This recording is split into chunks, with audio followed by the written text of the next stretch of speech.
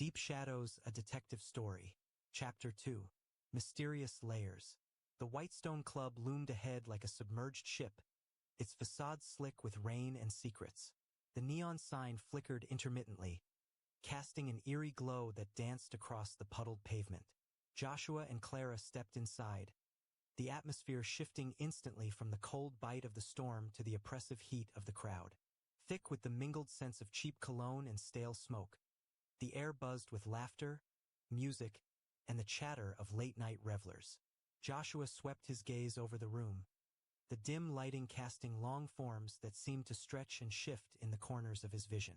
It felt like they had entered another world, one where darkness thrived beneath the glittering surface. Clara stayed close, her determined demeanor unwavering as they made their way to the bar. The bartender was a hulking figure, his back turned as he meticulously polished glasses. When he finally turned to them, his face was etched with indifference, the lines around his mouth revealing a life spent fighting against the tides of the city. "What do you want?" he asked, his voice gravelly, barely more than a grunt. Clara leaned in, adopting a cordial tone that felt disingenuous amid the smoky haze. "We're investigating some missing persons. We were hoping you might remember anything unusual happening here recently. You know, girls who may have caught your eye. Maybe even—" She hesitated, searching for the right words. "Went missing." He raised an eyebrow, skepticism creeping into his expression. "Missing women? This is a club, lady. People come and go all the time. Hard to keep track of everyone." Joshua interjected, feeling the tension rise. "We have reason to believe a few regulars went missing after being seen here. We'd appreciate any information you could provide." The bartender shrugged but shifted slightly, as if more willing to share. "Sure, girls come and go, but there was this one who stood out. Got involved with a real rough crowd. Pretty little thing. I think her name was...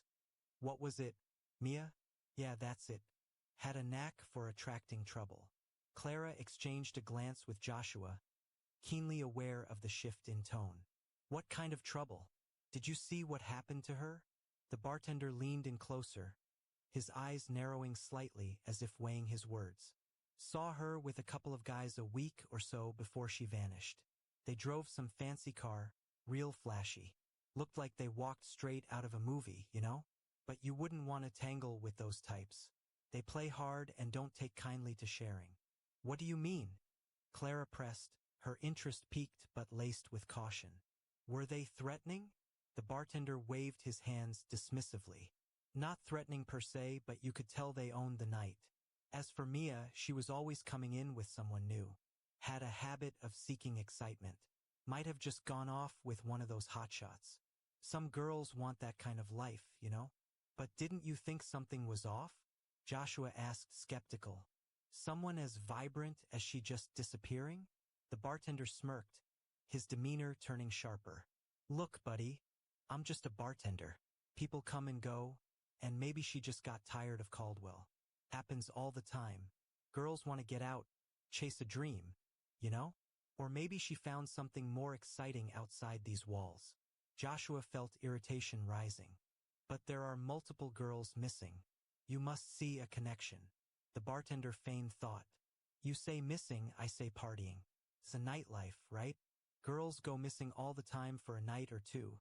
It's just part of the gig. And trust me, the cops have better things to chase than a girl wanting to have some fun." Clara clenched her jaw, clearly frustrated with the bartender's evasive answers. "So you're saying you don't know anything about what really happens to them then?" "Look," the bartender said, straightening as if signaling the end of the conversation. "All I know is, the city's got a heartbeat, and sometimes people get lost in it. If you're looking for missing girls, check the usual spots. Bars, clubs, or even the streets. But if you're asking me to get involved, not my problem." Joshua exchanged a tense glance with Clara, realizing their pursuit was leading them deeper into a deception. The bartender's casual dismissal twisted in his gut. There was more there, like the undertow of a hidden current beneath the surface. With frustration thick in the air, Clara turned, sensing the urgency to leave. "Thank you for your time," she said curtly, and Joshua followed her, every instinct screaming that they were being manipulated. Once outside, they stepped into the refreshing downpour, hurrying toward the car while the rain washed over them, mingling with the heat of their frustration. Climbing into the almost refuge-like interior, they exchanged glances, each realizing the weight of what had just transpired. "I didn't trust him," Clara muttered as she wiped rain from her forehead, her annoyance evident. "He was too eager to throw Mia under the bus. It feels like he's deflecting from something bigger." Joshua nodded, his mind racing. His information seemed too convenient. It's like he was trying to mislead us while giving just enough detail to keep us interested, right? And the way he brushed off the other missing women. It feels off, like he was trying to distract us. "We need to dig deeper, especially into those guys Mia was with." As they drove back to the precinct, the rain pounded against the roof, mirroring the urgency in Joshua's thoughts. The mystery of the missing women loomed larger, their lives intertwined with secrets he was determined to uncover. "The red flags are everywhere," Clara said, anger lacing her voice. "We can't let this go. Those girls deserve better than being dismissed by some two-bit bartender." "That's the plan," Joshua replied, determination solidifying within him. "We'll follow the leads and see where they take us. There's something darker at play here. We just need to peel back the layers." With renewed purpose, they navigated the slick streets, their resolve stronger as they turned toward the precinct, ready to unravel the web of lies lurking just beyond their reach.